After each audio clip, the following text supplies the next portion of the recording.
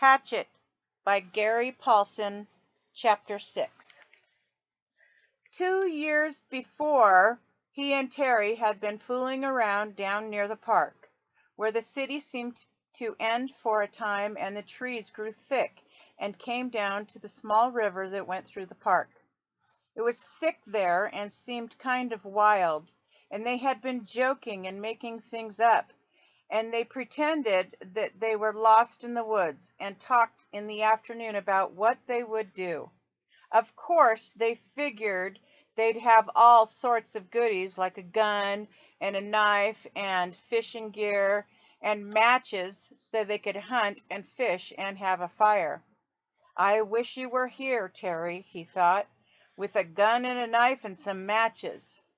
In the park that time, they had decided the best shelter was a lean-to, and Brian set out now to make one up.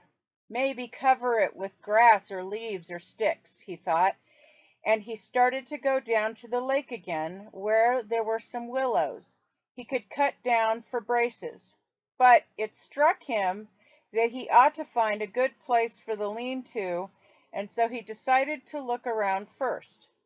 He wanted to stay near the lake because he thought the plane, even deep in the water, might show up to somebody flying over, and he didn't want to diminish any chance he might have of being found. His eyes fell upon the stone ridge to his left, and he thought at first he should build his shelter against the stone. But before that, he decided to check out the far side of the ridge, and that was where he got lucky. Using the sun and the fact that it rose in the east and set in the west, he decided that the far side was the northern side of the ridge. At one time in the far past, it had been scooped by something, probably a glacier, and the scooping had left a kind of sideways bowl back in under a ledge. It wasn't very deep, not a cave, but it was smooth and made a perfect roof. He could almost stand in under the ledge. He had to hold his head slightly tipped forward at the front to keep it from hitting the top. Some of the rock that had been scooped out had also been pulverized by the glacial action turned into sand and now made a small sand beach that went down to the edge of the water in front and to the right of the overhang. It was his first good luck. No, he thought, he had good luck in the landing, but this was good luck as well, luck he needed. All he had to do was wall off part of the bowl and leave an opening as a doorway, and he would have a perfect shelter, much stronger than a lean-to, and dry because the overhang made a watertight roof. He crawled back in under the ledge and sat. The sand was cool here in the shade, and the coolness felt wonderful to his face, which was already starting to blister and get especially painful on his forehead, with the blisters on top of the swelling. He was also still weak. Just the walk around the back of the ridge and the slight climb over the top had left his legs rubbery. It had felt good to sit for a bit under the shade of the overhang in the cool sand. And now, he thought, if I just had something to eat, anything. When he had rested a bit, he went back down the lake and drank a couple of swallows of water. He wasn't all that thirsty, but he thought the water might help to take the edge off his hunger. It didn't. Somehow the cold lake water actually made it worse, sharpened it. He thought of dragging in wood to make a wall on part of the overhang and picked up one piece to pull up, but his arms were too weak, and he knew then that it wasn't just the crash and injuries to his body and head. It was also that he was weak from hunger. He would have to find something to eat. Before he did anything else, he would have to have something to eat. But what? Brian leaned against the rock and stared out at the lake. What in all of this was there to eat? He was so used to having food just be there, just always being there. When he was hungry, he went to the icebox, or to the store, or sat down to a meal his mother cooked. Oh, he thought, remembering a meal now. Oh, it was last Thanksgiving, last year, the last Thanksgiving they had as a family before his mother demanded the divorce and his father moved out in the following January. Brian already knew the secret, but did not know it would cause them to break up and thought it might work out. The secret that his father still did not know, but that he would try to tell him when he saw him. The meal had been turkey, and they cooked it in the backyard in the barbecue over charcoal with the lid down tight. His father had put hickory chips on the charcoal, and the smell of the cooking turkey and the hickory smoke had filled the yard. When his father took the lid off, smiling, the smell that had come out was unbelievable. And when they sat to eat, the meat was wet with juice and rich and had the taste of the smoke in it. He had to stop this. His mouth was full of saliva and his stomach was twisting and growling. What was there to eat? What had he read or seen that told him about food in the wilderness? Hadn't there been something? A show, yes, a show on television about Air Force pilots and some kind of course they took, a survival course. All right, he had the show coming into his thoughts now. The pilots had to live in the desert. They put them in the desert down in Arizona or someplace, and they had to live for a week. They had to find food and water for a week. For water, they made a sheet of plastic into a dew-gathering device, and for food, they ate lizards. That was it. Of course, Brian had lots of water, and there weren't too many lizards in the Canadian woods that he knew. One of the pilots had used a watch crystal as a magnifying glass to focus the sun and start a fire so they didn't have to eat the lizards raw.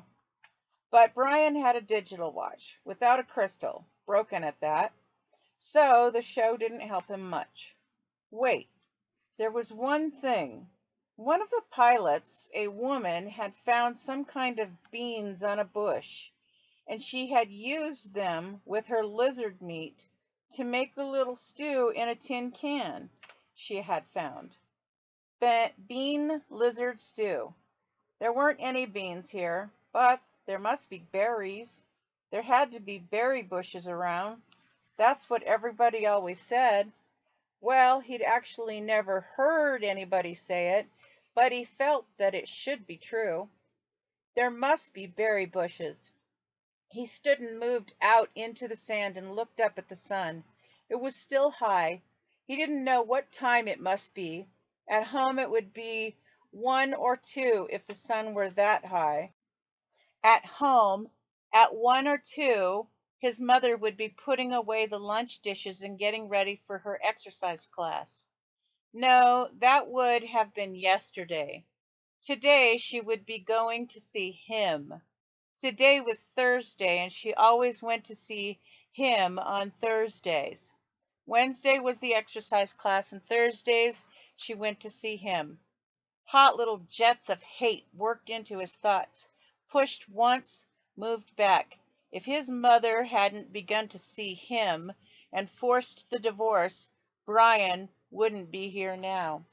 He shook his head, had to stop that kind of thinking. The sun was still high, and that meant that he had some time before darkness to find berries. He didn't want to be away from he almost thought of it as home, shelter, when it came to be dark. He didn't want to be anywhere in the woods when it came to be dark, and he didn't want to get lost, which was a real problem. All he knew in the world was the lake in front of him and the hill at the back of the ridge. If he lost sight of them, there was a really good chance that he would get turned around and not find his way back. So he had to look for berry bushes, but keep the lake or the rock ridge in sight at all times. He looked up the lake shore to the north, but a good distance, perhaps 200 yards. It was fairly clear.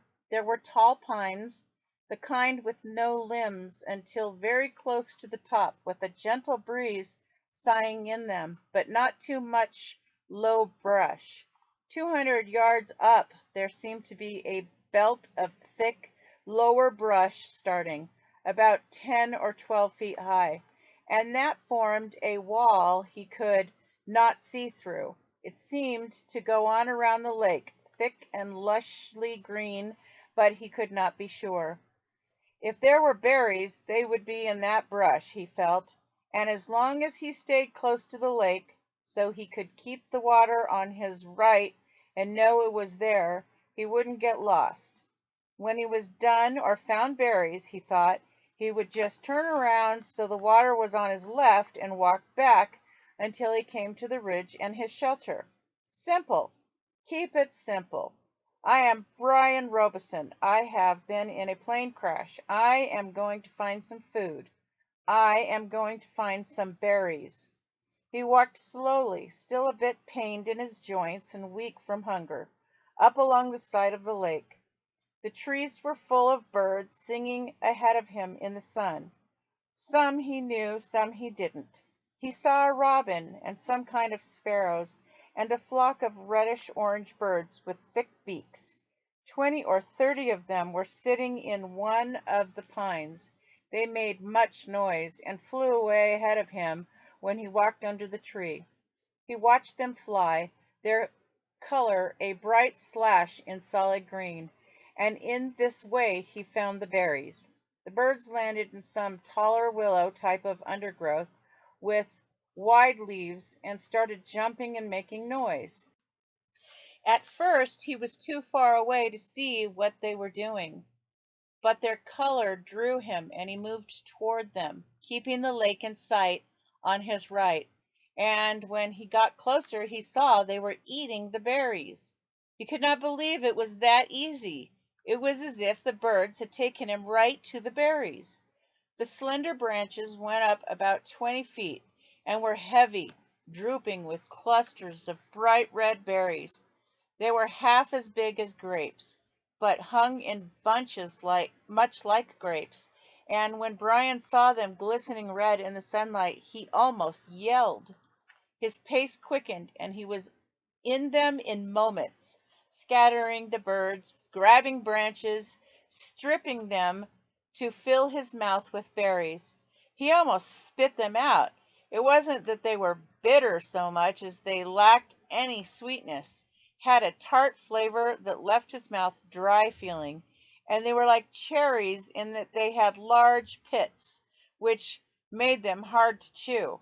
But there was such a hunger on him, such an emptiness, that he could not stop and kept stripping branches and eating berries by the handful, grabbing and jamming them into his mouth and swallowing them, pits and all. He could not stop, and when at last his stomach was full, he was still hungry. 2 days without food must have shrunken his stomach, but the drive of hunger was still there. Thinking of the birds and how they would come back into the berries when he left, he made a carrying pouch of his torn windbreaker and kept picking. Finally, when he judged he had close to 4 pounds in the jacket, he stopped and went back to his camp by the ridge. Now, he thought, now I have some food, and I can do something about fixing this place up. He glanced at the sun and saw he had some time before dark. If only I had matches, he thought, looking ruefully at the beach and lakeside. There was driftwood everywhere, not to mention dead and dry wood all over the hill, and dead dry branches hanging from every tree, all firewood and no matches. How did they used to do it? He thought. Rub 2 sticks together? He tucked the berries in the pouch back in under the overhang in the cool shade and found a couple of sticks. After 10 minutes of rubbing, He felt the sticks, and they were almost cool to the touch. Not that, he thought. They didn't do fire that way. He threw the sticks down in disgust. So no fire. But he could still fix the shelter and make it, here the word, safer, came into his mind, and he didn't know why. More livable.